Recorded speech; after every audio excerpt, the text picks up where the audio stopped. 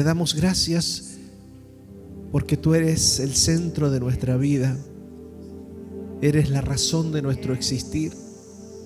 Y lo único que anhelamos es que podamos pelear la buena batalla de la fe. Que podamos caminar en obediencia no solo a tu palabra, sino también al llamado que tú tienes para con nosotros. Que tu Espíritu Santo nos alumbre el entendimiento, que nos abras los oídos espirituales. Ayúdanos a conocerte. Permite, Señor, que al culminar nuestros días en la tierra podamos mirarte a los ojos y recibir de ti aquellas palabras tan gloriosas que dicen: bien, buen siervo y fiel. En lo poco fuiste fiel, en lo mucho te pondré.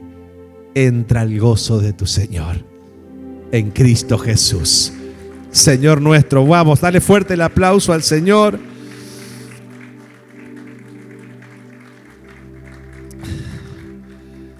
Damas y caballeros, es una alegría enorme poder estar con ustedes, como siempre. Cada vez que Dios me permite poder compartir con ustedes una enseñanza, una palabra que nos pueda ayudar a crecer, que pueda fundamentar nuestra fe, que pueda encender ese fuego sagrado que es la llama del Espíritu Santo en nuestro espíritu. Damas y caballeros, permítanme compartir con ustedes una predicación que comencé a exponerla hace algunos jueves atrás, pero bueno, por las diferentes situaciones que he pasado, viajes y lugares donde he tenido que ir a predicar, pues la dejé en stand-by por un tiempo y hoy quiero retomarla, porque estoy seguro que es muy necesaria para nuestros días. Por alguna curiosa razón, el cristianismo, lejos de estar funcionando como el Señor lo estableció, el cristianismo se establece por medio de Cristo. Cristo es la cabeza del cristianismo, en esencia como el cuerpo de Cristo fluyendo con poder sobre la faz de la tierra. Somos la imagen visible del Dios invisible que nos habita. Nosotros somos los representantes del Señor. Tenemos la asignación de mostrarle al mundo el amor del Señor y de predicar el evangelio más glorioso de todos los tiempos. El cristianismo comienza no con una registración política en el concilio del fariseísmo de Jerusalén. Comienza con un derramar glorioso del Espíritu Santo. Fuerte, diga conmigo, el cristianismo comienza con un derramar glorioso del Espíritu Santo. El Señor le dice: miren, ya ustedes tienen el mensaje, les he enseñado el mensaje que ustedes deben llevar a los cuatro, hasta lo último de la tierra. Ustedes ya tienen el mensaje. Lo que a ustedes les falta es que reciban el poder de lo alto. Entonces, los apóstoles, una vez que el Señor resucitó de los muertos, se les reveló, se les manifestó literalmente. Ellos vieron con sus propios ojos naturales a Cristo resucitado y estuvo con ellos durante 40 días. Al cabo de 40 días, el Señor dice que sopló sobre ellos y les dijo: reciban el Espíritu Santo. Y una vez que sucedió eso, dice la Biblia que ellos literalmente vieron como el Señor delante de sus ojos. Esto no era una visión espiritual, eso fue algo literal, como el Señor fue elevado de una manera gloriosa ante los ojos de ellos y fue perdiéndose entre las nubes y recibido en gloria por el Padre Celestial. Después de esos 40 días, el Señor es ascendido al cielo y ahí le dice: esperen aquí. ¿En dónde? Esperen aquí en Jerusalén. Esperen aquí en el monte de Sión. Esperen aquí. Pasaron 10 días y se cumplió el día de Pentecostés, una festividad que se celebra en el pueblo judío. Al cabo de 50 días se cumplía el día de Pentecostés. Y en ese día de Pentecostés estaban todos unánimes, reunidos, esperando recibir ese poder de lo alto. Y pues en un momento determinado, la Biblia registra en el libro de Hechos, capítulo 2, que estaban todos unánimes, que estaban todos orando, estaban sentados, estaban esperando la promesa. Y de repente, dice la Biblia, sopló un viento recio en el lugar donde ellos estaban sentados, reunidos. Y como el Espíritu sopló, la Biblia dice que ellos fueron llenos del Espíritu Santo y comenzaron a hablar en lenguas según el Espíritu les daba que hablasen. Y muchos comenzaron a hablar en las lenguas de aquellos que estaban en los alrededores de ese lugar donde ellos estaban experimentando el poder del Espíritu Santo. Hablaban en diferentes lenguas sin haber estudiado el idioma. Imagínense ustedes que tal vez no hablan una sola palabra en inglés y de repente el Espíritu los llena de su gloria y comienzan a hablar en un inglés fluido. Las maravillas de Dios. Eso es una proeza. No obstante, no solamente se les repartieron lenguas que tienen que ver con lo terrenal, con lenguas idiomáticas, sino también dice que también se les repartió lenguas como de fuego. Y allí comienza el cristianismo. Vemos a un apóstol Pedro que una vez que recibe el poder del Espíritu Santo, con denuedo, con valor, se para delante de toda esa multitud y comienza a pregonar el evangelio. Comienza a anunciar la salvación. Y comienza el cristianismo a tal punto que en ese desarrollo primario del Espíritu Santo con un avivamiento espiritual glorioso, en su primera predicación se convierten más o menos unas 3,000 personas. Luego Pedro tiene una segunda predicación, lo cual la Biblia registra que también se convirtieron como unas 5,000 personas. El cristianismo comienza con fuego. Diga conmigo, el cristianismo comienza con fuego. Comienza con poder de lo alto. Con el pasar del tiempo, fueron pasando los años. Por alguna curiosa razón, el cristianismo fue tomando una forma religiosa. Al cabo del siglo IV, ya comenzamos a ver a un cristianismo que se adapta a una filosofía imperial con Constantino a la cabeza.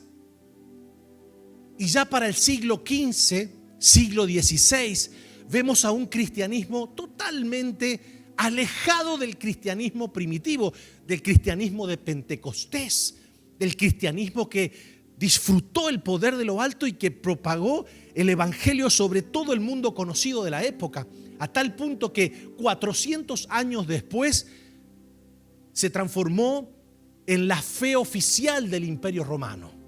Pero claro, un milenio después de que se transformó en la fe oficial del Imperio Romano, vemos a un cristianismo encapsulado dentro de una religión católica, que la palabra católico lo que significa es universal.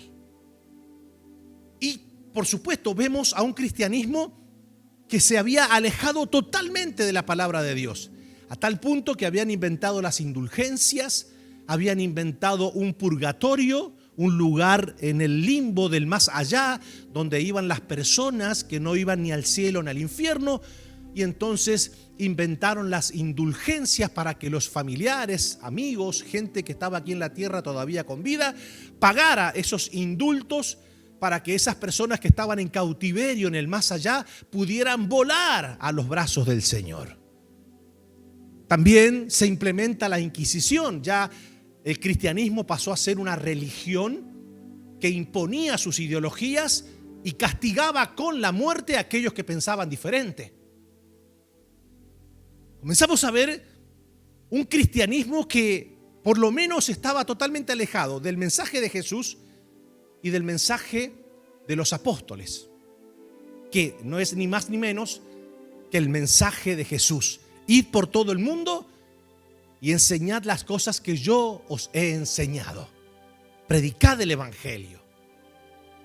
El mensaje de Jesús, un mensaje de amor, un mensaje de empatía, un mensaje que pues nos invita a todos a volver a Dios, a creer que Él es el Mesías, a arrepentirnos de los pecados. Un mensaje que nos enseña a reconciliarnos con Dios, a llevar una vida agradecida con Él, conforme a sus palabras, a sus mandamientos. Bueno, ya para el siglo XVI estaba todo muy deteriorado.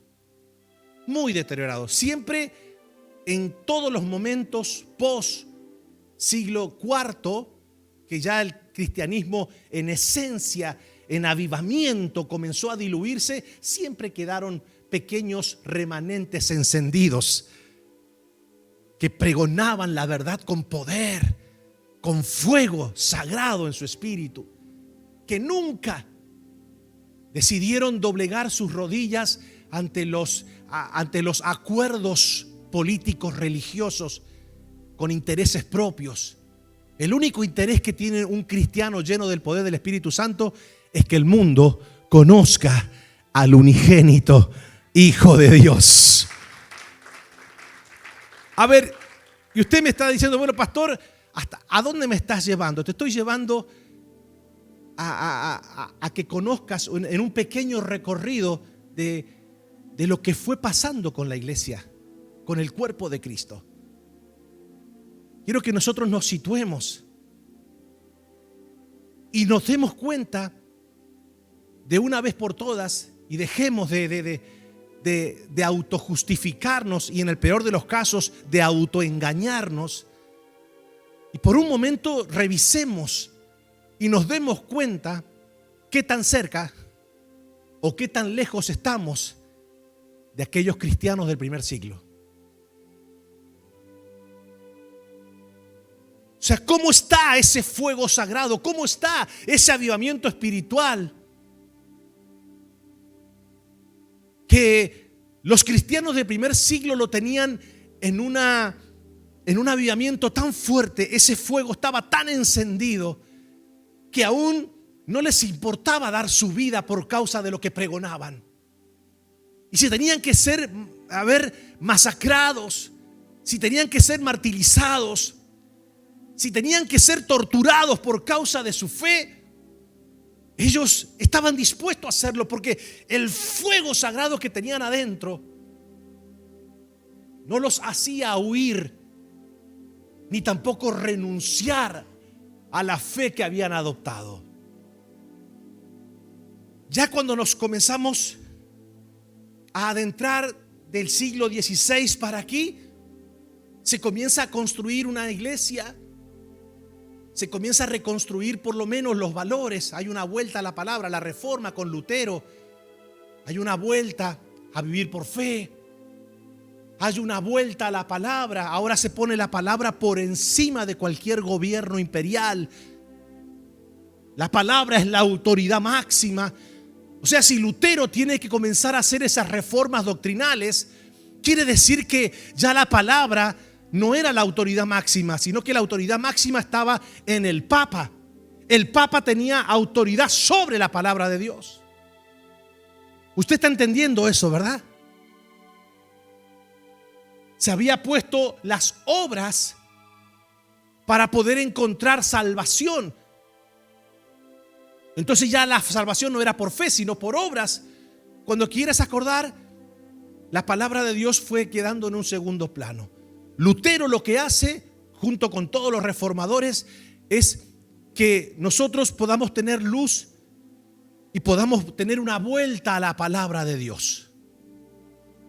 Y por supuesto, ya cuando comenzamos nosotros a volver, hoy día nosotros podemos predicar la palabra como la predicamos, porque hubieron personas que fueron alumbradas por el Señor y que estuvieron dispuestos a hacer traducciones de Biblia, a dar su vida, a no negociar los principios de la palabra de Dios. Y después se comenzaron a formar, y el cristianismo se comenzó a transformar en facciones denominacionales. ¿Se entiende? El cristianismo ya por el siglo XVI, con los puritanos, ya siglo XVII, con los presbiterianos, con los luteranos, con los metodistas, con las diferentes denominaciones que fueron tomando lugar allá por el Reino Unido y por Europa Central. Nos comenzamos a dar cuenta que hay una situación bastante compleja, porque ahora el cristianismo también tuvo una vuelta a la palabra, se preponderó la autoridad de ella sobre cualquier autoridad humana, hubo una vuelta a entender que la salvación no son por los méritos propios ni por las obras que uno haga, sino por el mérito de Cristo y el sacrificio del Señor. Pero comenzó a diseminarse el cuerpo de Cristo en denominaciones. Entonces cada quien, yo soy calvinista, no, yo soy luterano, yo soy puritano, yo soy armeniano y todas las y arminiano y todos los tanos y la abuela del tomate. Ya por el siglo XVIII, ya establecida todas esas denominaciones acá en Estados Unidos, comienza a surgir el movimiento bautista. Los bautistas ya somos un poquito más moderados, estamos más abiertos al Señor, pero no dejó de transformarse en una denominación cristiana más. Siglo XIX comienza a surgir el pentecostalismo. Siglo XX surge la iglesia evangélica.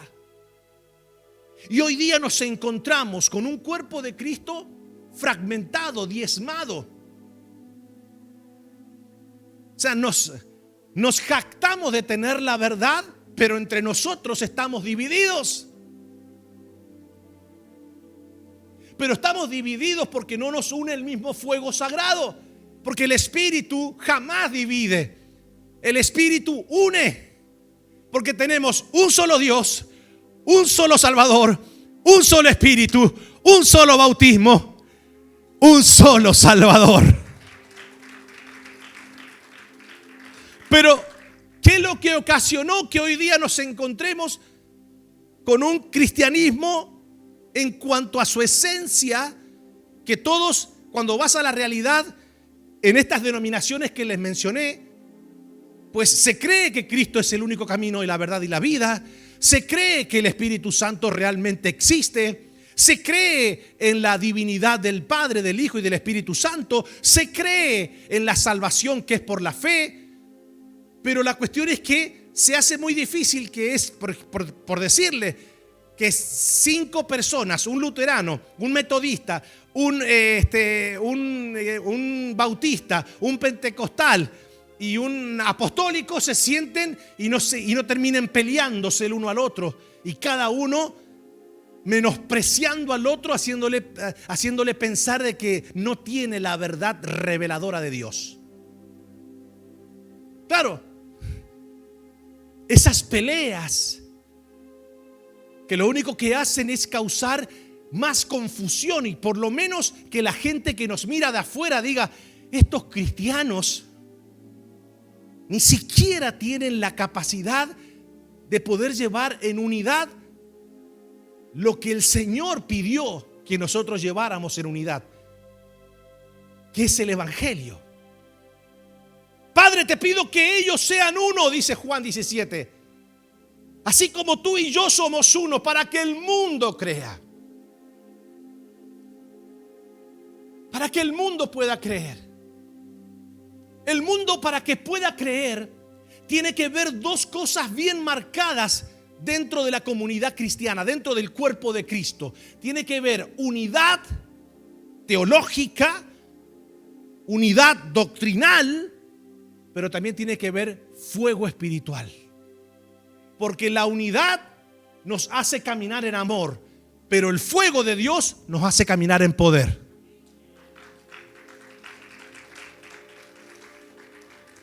Pero ahora le sumamos algo. Ahora nosotros estamos conformando, y permítame por favor detenerme aunque sea un par de minutos en lo que les voy a decir ahora. Le hice un pequeño recorrido, una pequeña sinopsis de cuál fue, cómo se fue dando en primera instancia la composición gloriosa y genuina, llena del fuego y llena del poder de Dios en el primer siglo, hasta el cuarto por lo menos, que comienza la descomposición, hasta el siglo XVI, que viene la reforma, la reconstrucción de la doctrina básica de la salvación, como después viene la división denominacional, cada quien tomando a su reformador de cabecera como el dueño de la verdad teológica. A ver, convengamos que no es algo nuevo lo que pasó ya por el siglo XVI, siglo XVII. Ya para la época del primer siglo, Pablo le escribe a los corintios y le dice: muchachos, ¿qué es eso de que ustedes hay divisiones? ¿Qué es eso que yo escucho y que me ha sido llegado a mis oídos? De que algunos son de Cefas, otros son de Pablo, otros son de Cristo, el otros. A ver, convengamos, ¿acaso Cristo está dividido? No, a ver, por favor, muchachos, no crean ustedes en eso. Esto recién comienza, ustedes ya no pueden estar en esas divisiones.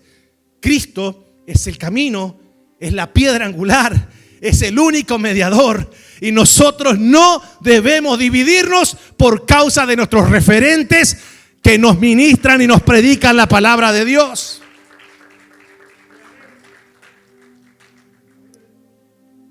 Pero nada de eso, escuche, nada de eso ocurriría si los cristianos, es decir, usted y yo, viviésemos llenos del fuego del Espíritu Santo. Si había algo que caracterizaba a los cristianos, no solo del primer siglo, a los cristianos de la primera década, por decirlo de alguna manera, dice que vivían en unidad, compartían, tenían todas las cosas en común, a tal punto que estaban dispuestos a vender aún sus propiedades. Y cuando digo vender sus propiedades, nosotros, como vivimos en un país capitalista, inmediatamente nosotros pensamos que ellos vendían sus casas solamente. No, sus propiedades quiere decir las cosas que le pertenecían a ellos. No necesariamente tenía que ser una casa. Hay gente que tiene propiedades que no es una casa, hay gente que tiene un carro, hay gente que tiene, se entiende, ¿verdad? Vendían sus propiedades. Dice que la traían a los pies de los apóstoles, y los apóstoles, como estaban llenos del fuego del Espíritu Santo, ellos no metían la mano en la lata. No agarraban las ofrendas que la gente traía para suplir la necesidad de otros, para sus propios deleites, para crear sus propios imperios. Como ellos estaban llenos del fuego del Espíritu Santo, ellos administraban en el temor de Dios, de modo que no había necesidad dentro de la comunidad cristiana. Y Dios, al ver ese cuadro de unidad, de compartir el pan, de compartir, de que cada uno velara porque el otro no le faltase nada, Dios, cuando ve ese cuadro y compartían las oraciones y compartían el pan con sencillez de corazón en las casas, Dios, cuando vio ese cuadro, dice la Biblia, y Dios añadía a la iglesia todos los días aquellos que habían de ser salvos. ¿Por qué? Porque Dios dijo: wow, están viviendo un evangelio como el que yo quiero, están llevando un avivamiento espiritual como el que yo quiero. Entonces yo puedo tocar los corazones para que los salvos puedan encontrarse con un cristianismo unido, ungido, lleno de la gracia, lleno del poder, lleno de misericordia, lleno de amor, lleno del Espíritu de Dios.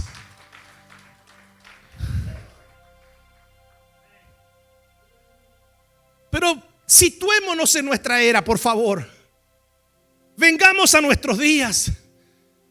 Y cuando yo miro y contemplo el libro de los Hechos, capítulo 2, y comienzo a contemplar la iglesia contemporánea, la iglesia de nuestros días, el cristianismo que nos toca vivir, y nos damos cuenta que estamos llenos en no pocas ocasiones de egoísmo.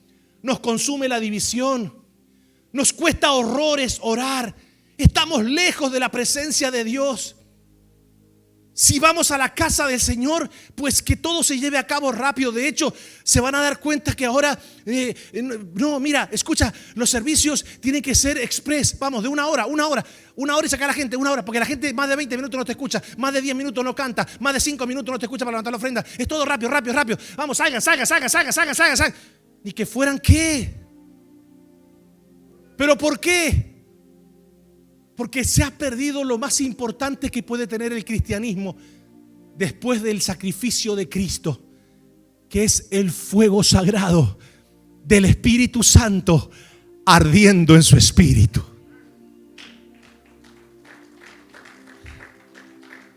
Tenemos un cristianismo desenfocado, un cristianismo materializado, tenemos un cristianismo apagado, tenemos un cristianismo que en no pocas ocasiones hasta es mezquino para con Dios.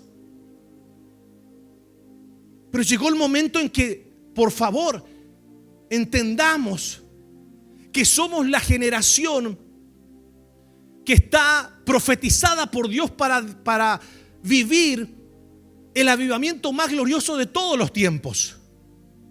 Claramente, la Biblia dice que la gloria postrera será mayor que la primera. Lo que nosotros vimos en la primera década del cristianismo en Jerusalén no es nada comparada con la gloria que Dios tiene preparada para nuestros días, que es la gloria postrera. Porque claramente la Biblia dice que la gloria postrera será mayor que la primera. Y en esa gloria postrera nos tocó nacer a usted y a mí. Somos la generación que Dios ha llamado para mostrar el amor de Dios como nunca antes, para manifestar el poder de Dios como nunca antes, para llevar la palabra de Dios como nunca antes,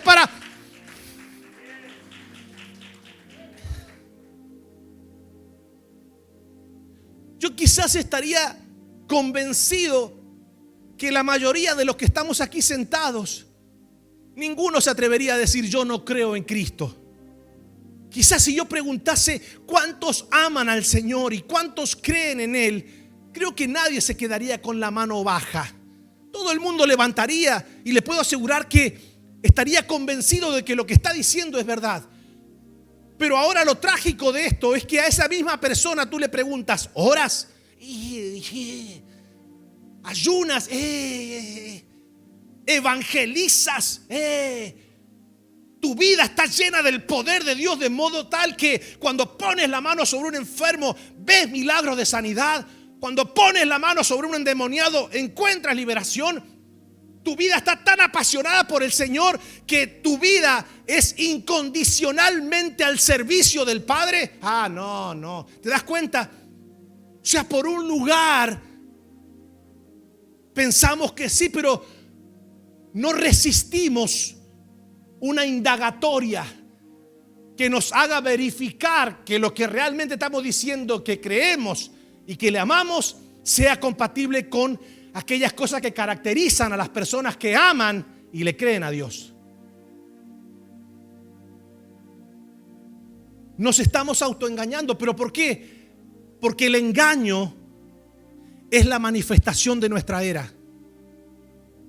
Cuando digo engaño es cristianos engañados pensando que aman a Dios con todo su corazón, pero en el día a día se dan cuenta que están muy lejos de Él. Y se quedaron callados.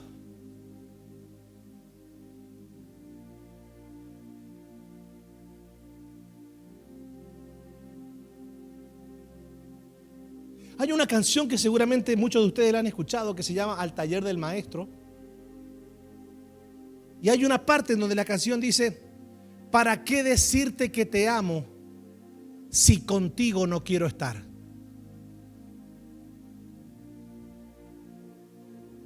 Gracias. ¿Para qué decirte que te amo si no te quiero servir incondicionalmente? ¿Para qué decirte que te amo si ni siquiera puedo amar a mi hermano que tengo a mi lado? ¿Para qué decirte que te amo si realmente no le hablo a nadie del amor que te profeso a ti? ¿Para qué decirte que te amo si realmente no tengo casi nada de fruto espiritual? Realmente, si la gente se diera cuenta cómo soy yo en mi diario vivir, se darían cuenta que una cosa es lo que sale de mi boca y otra cosa es lo que realmente hay en mi interior. Yo creo que quizás muchos de nosotros seríamos parte de esa, de ese cuadro que el Señor dijo: este pueblo de labios me honra, pero su corazón está lejos de mí.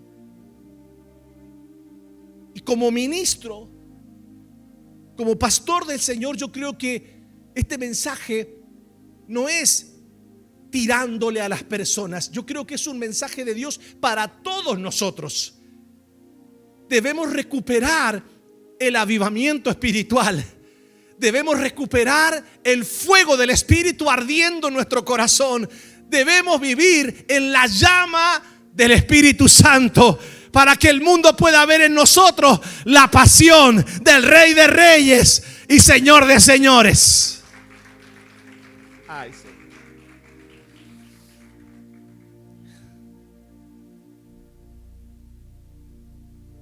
Por eso que le titulé a esta palabra avivamiento espiritual. Somos una generación, y escuche, lo voy a decir con todo el dolor en mi corazón.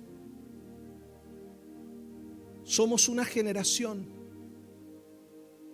que está haciendo del cristianismo, que en esencia tiene que ver con poder espiritual, estamos haciendo del mismo una organización religiosa terrenal.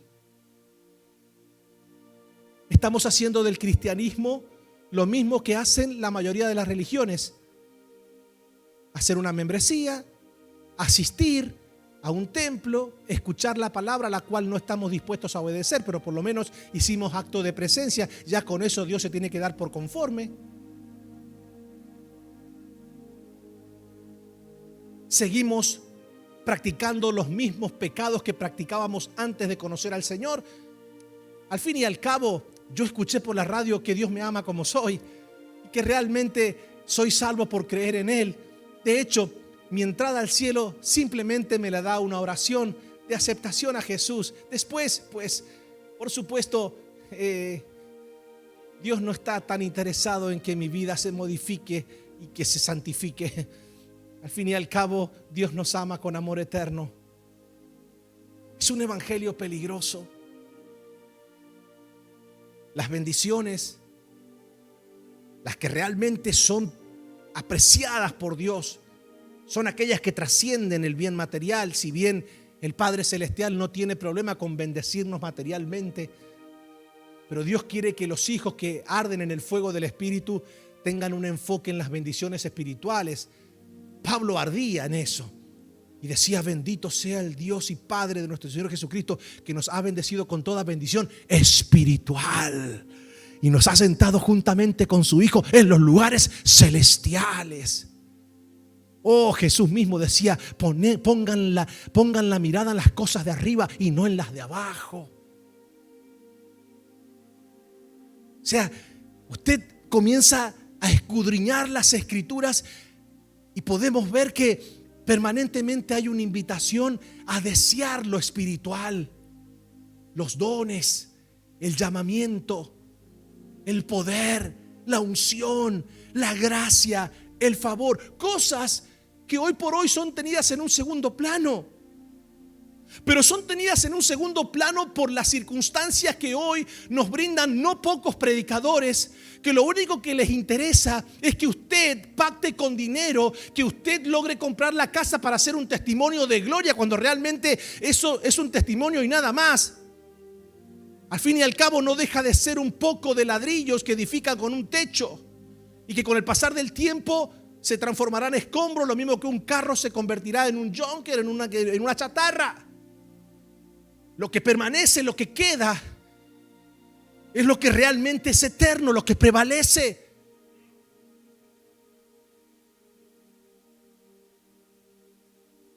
Entonces Dios me habló claramente de esto. Sanando las Naciones no puede ser parte de este circo evangélico de nuestros días, de hombres presumidos, mujeres presumidas, que están más interesadas en trabajar su propia imagen que en trabajar la imagen de Cristo en sus vidas, que están más enfocados en hacer más followers en las redes sociales que en hacer nuevos discípulos para Jesucristo, que no dicen nada de la verdad escritural porque tienen miedo de perder seguidores, que llevan una vida cristiana totalmente alejada de los principios reales bíblicos y no se comprometen a hablar la verdad por el simple hecho de que eso le puede generar a ellos una merma en el crecimiento de sus redes sociales, por ende una merma en sus entradas económicas.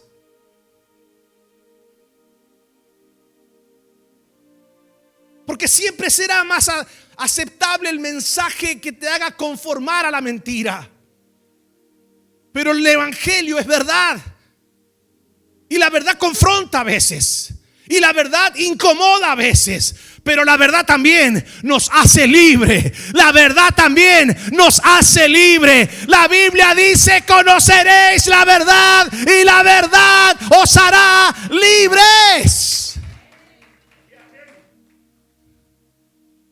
Pero hay que tener ese avivamiento. Hay que desearlo. Hay que anhelarlo. Que ese fuego de Dios. Una persona que tiene el fuego ardiendo en su corazón nunca sufrirá de depresión.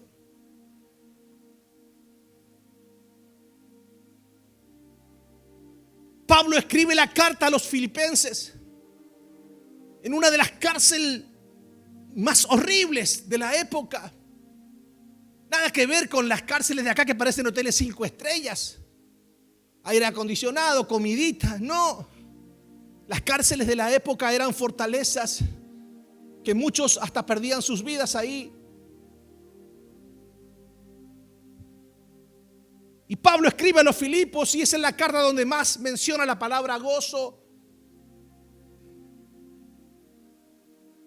Y paradójicamente escribe la palabra gozo no viviendo en Star Island con un yate en la puerta, con una mansión de 20 cuartos, sentado en la piscina de su casa diciendo: qué bueno que es el evangelio, aguante el evangelio, loco.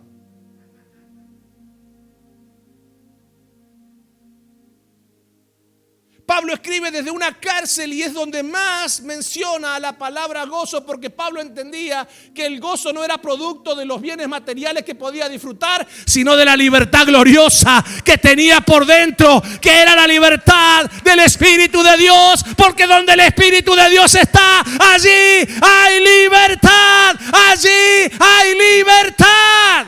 Libertad de la depresión, libertad de la angustia. No importa en la condición externa en la que me encuentre, si el Espíritu de Dios está ardiendo en mi interior, tendré libertad. Libertad para damas y caballeros.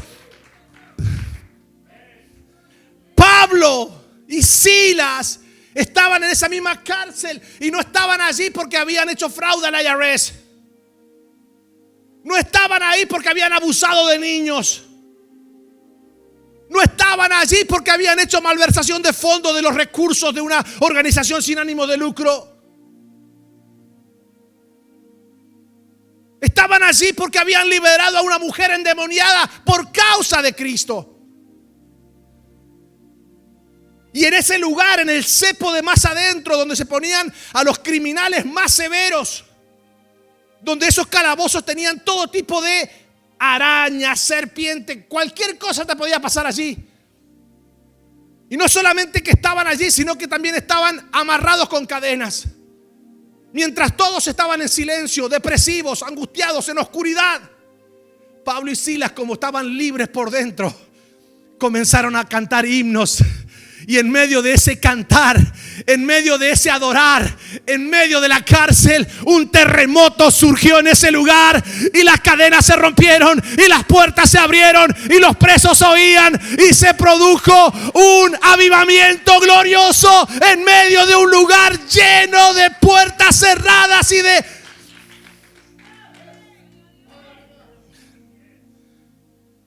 Pastor, you know what? In my house hay dark. Hay oscuridad. En mi casa Se cierran todas las puertas, hay cadenas, pastor, estoy en depresión. No es el tiempo de estar en depresión, es el tiempo de estar en avivamiento. Porque si en tu casa hay oscuridad, si en tu casa se cierran las puertas, si en tu casa la luz de Cristo no resplandece, es porque falta un adorador en el cuarto, es porque falta un aposento alto allí, es porque falta un cristiano que esté en el fuego y en medio de la crisis de la familia levante un altar de adoración y comience a exaltar al Rey de Reyes. Y cuando un cristiano lleno del fuego adora con todo el corazón, las cadenas comienzan a romperse, las ataduras comienzan a romperse, su gloria comienza a descender. My goodness. Lo que necesita tu familia no es tu reproche hacia su pecado, es la adoración al Dios del cielo. Si le adoras a Él, algo glorioso comenzará a ocurrir en medio de tu casa.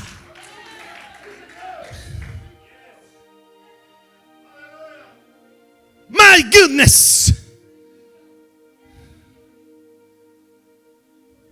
A la gente le gusta escuchar: cree tú y tu familia será salva. Let me tell you something. Esa promesa viene, ¿sabe a quién? Al carcelero. Esa promesa de cree tú y tu familia será salva es producto de una adoración en una cárcel.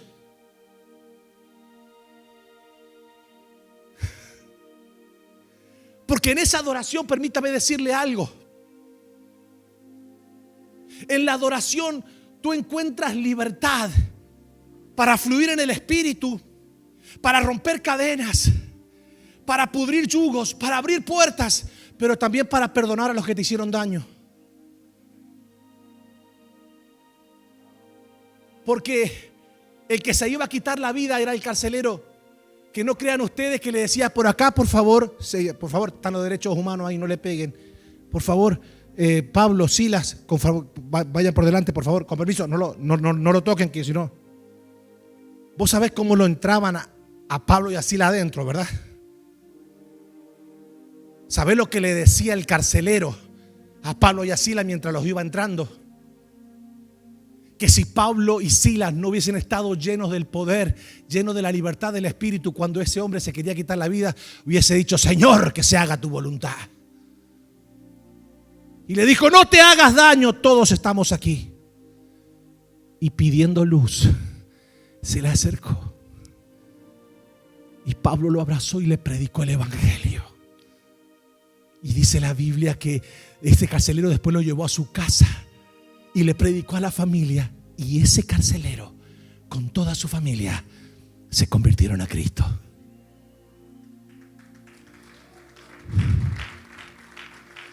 Entonces, yo quiero sembrar esto en cada uno de vuestros corazones. Yo quiero sembrar el deseo ferviente de volver a la pasión desenfrenada por vivir una vida cristiana en el fuego del Espíritu de Dios. We need revival in our spirit. Necesitamos un avivamiento en nuestro espíritu.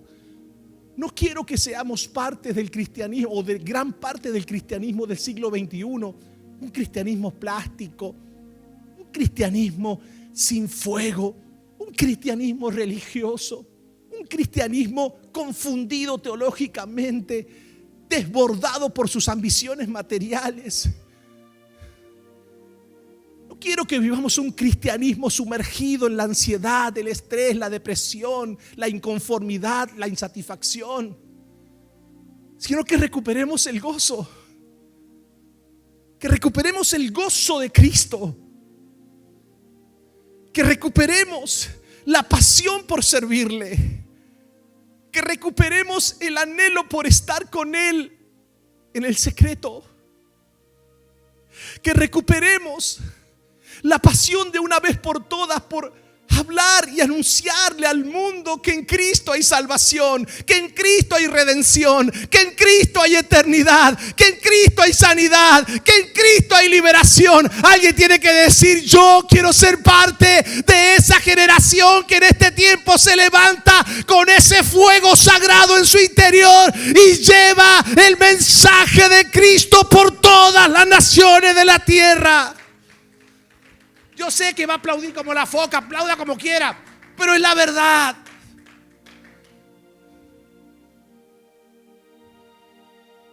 Hoy día el evangelio se está transformando como en una especie de franquicia de comida rápida. Ay, no me gustó el McDonald's, no me gustó el mensaje del pastor, me voy al Wendy.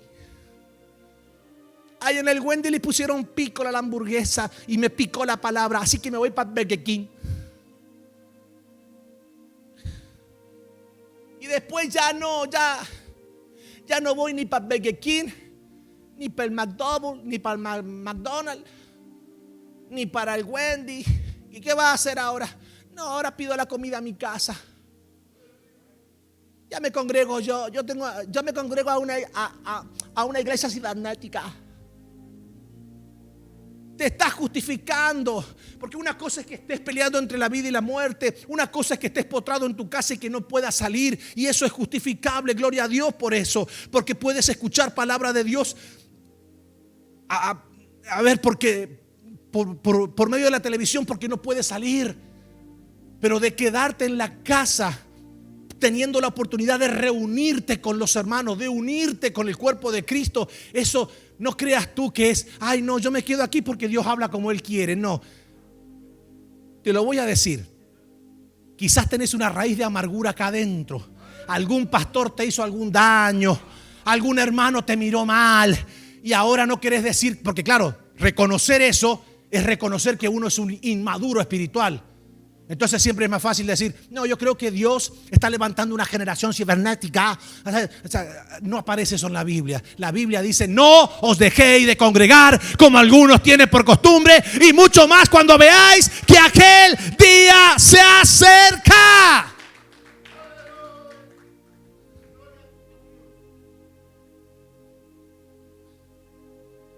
Ustedes me están haciendo predicar esta noche.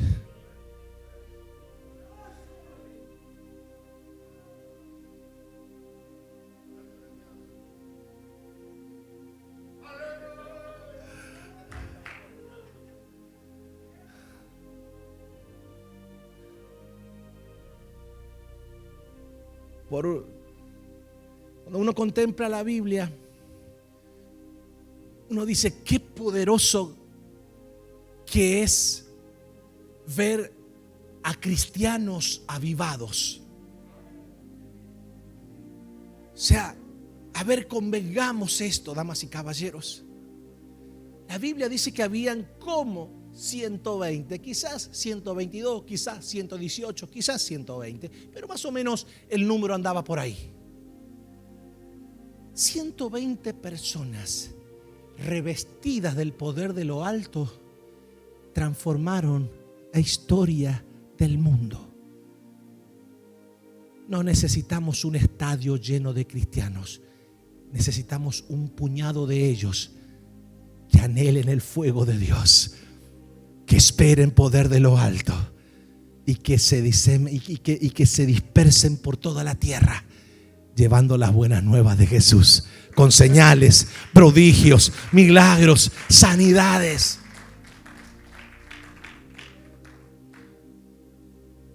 Cierro con esto. Voy a cerrar con una pregunta.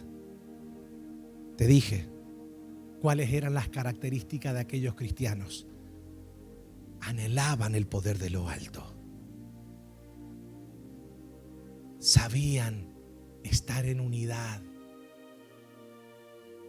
Estaban dispuestos a compartir. Compartían el pan, pero también compartían las oraciones.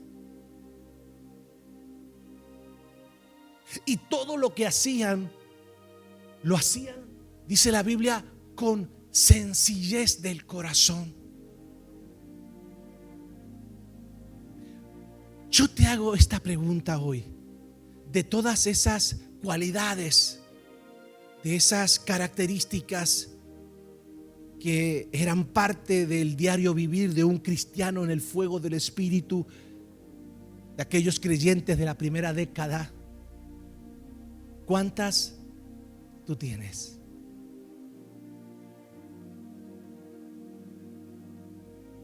¿O cuántas características tienes de los cristianos de nuestros días, apáticos, alejados de la presencia de Dios, indiferentes a la presencia de Dios, egoístas, materialistas, resentidos, depresivos, estresados?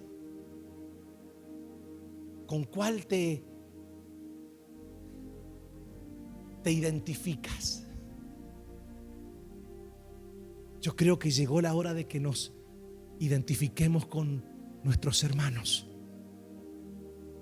con aquellos que fueron los pioneros, aquellos que estaban en el aposento alto. Este es el mensaje que tengo para ustedes de parte de Dios. Y cuando digo ustedes, créame que no me estoy saliendo de la bolsa. O sea, es el mensaje de Dios para todos, para ustedes también que me están viendo, para todos. Escuchen lo que le voy a decir. No hay derramamiento de poder si no hay un aposento alto de oración y unidad.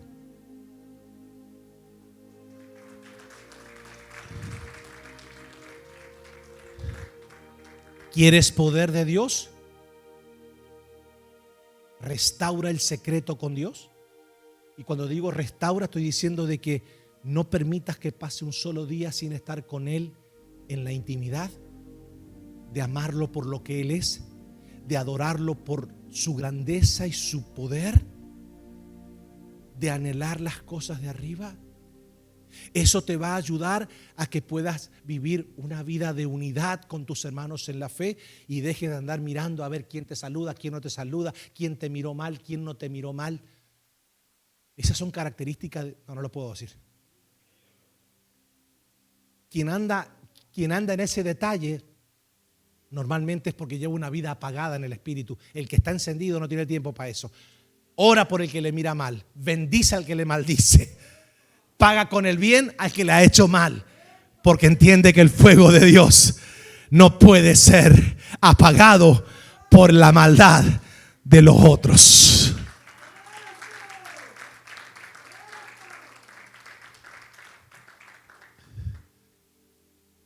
Yo creo con todo mi corazón que usted y yo somos parte de esta generación gloriosa, de la gloria postrera. Y estoy seguro que cuando esa llama comienza a arder, el fuego cumple una función maravillosa. El fuego, ¿están listos para lo que le voy a soltar? Pero ¿están listos en serio? Se lo voy a soltar entonces el jueves que viene. Claro, si usted me dice, no, pastor, ahora porque el jueves que viene no vengo, viste, por eso te falta fuego. Escucha, el fuego, te voy a dar algunos tips, decimos en Argentina. El fuego tiene la habilidad de poder apasionarnos por la fe de Cristo. El fuego también nos hace poner en función los dones que Dios nos ha dado. Ya conmigo, ¿cómo? Eso fue lo que le dijo Pablo a Timoteo. Le dice, aviva el fuego del don de Dios que está en ti. El fuego aviva el don que Dios nos dio.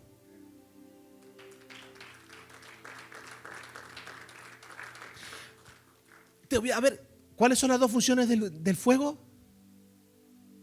Nos aviva por la pasión hacia Cristo, ¿verdad? A ver, un matrimonio sin pasión, ¿qué es lo que es? Muy bien. Hay matrimonios que parecen, lejos de ser una familia apasionada, parecen roommate, hasta duermen en camas separadas. Y dicen, ay, ya Dios me reveló que el sexo no lo es todo. Que el sexo no lo es todo. Eso no te lo reveló el Señor. La Biblia claramente dice que no se nieguen el uno al otro para que Satanás no los tiente ni gane ventaja. Así que cuando te entra el desgano de tener relaciones íntimas con tu cónyuge, eso no viene de Dios. Eso viene de que se está apagando la pasión por la relación marital. ¿Y qué hago, pastor? Bañate y ponete perfume, aunque sea, arranca con eso.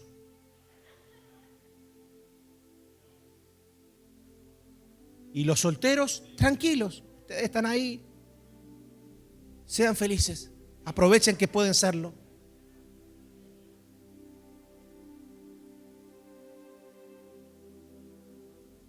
Pero un matrimonio sin intimidad, claro, a ver, si es un matrimonio que los dos tienen 90 años, ya están, se miran así, ya viejo, dejá.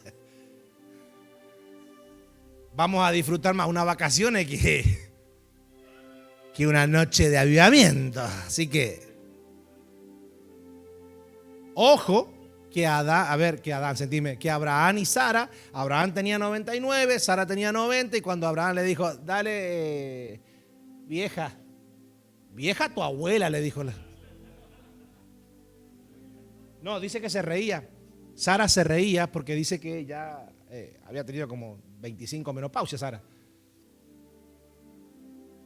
Entonces Sara se reía porque decía, este viejo no puede.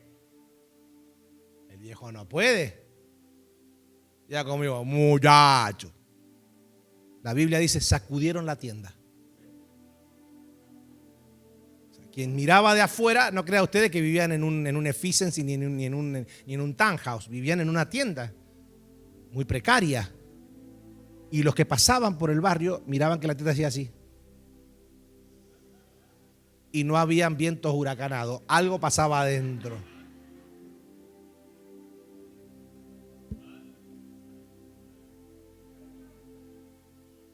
Bueno, de ahí vino Isaac. Le daba risa. Me imagino al viejo diciendo, dale vieja. Dale viejo, así no podés. Por eso que dice la Biblia, Abraham creyó esperanza contra esperanza. Tenía que creer. Y bueno, la cuestión es que pudieron intimar y de eso nació un fruto de bendición. Toda persona que quiera ser recompensada por Dios en público debe recuperar la pasión por el secreto con Dios.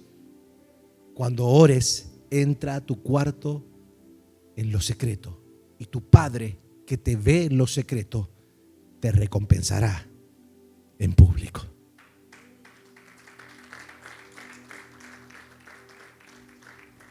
¿Lo puedo decir y con esto termino? Quien se anda fajando con todos los líderes habido y por haber para que reciba una recompensa ministerial pública es porque tiene muy poco privado. El que tiene mucho privado sabe que Dios, cuando se propone ungir a alguien, no hay nadie que pueda detener el destino glorioso que Dios ha preparado para aquellos que son humildes y aman el secreto con Dios.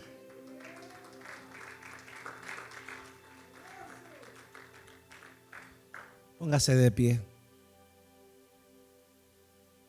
Mira al que tenés al lado y decirle, qué pinta que tenés de estar lleno del fuego.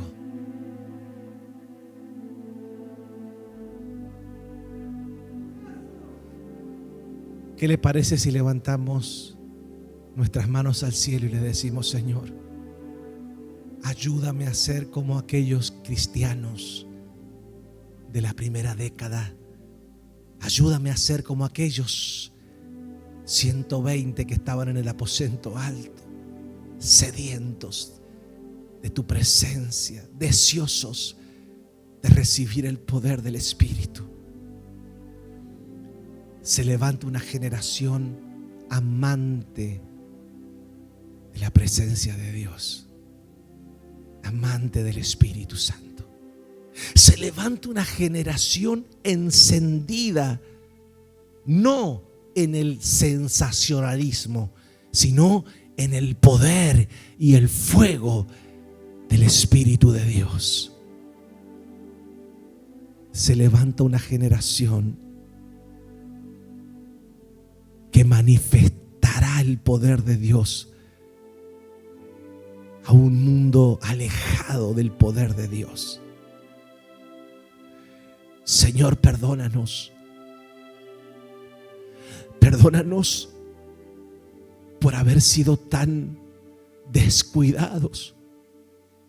Perdónanos por haber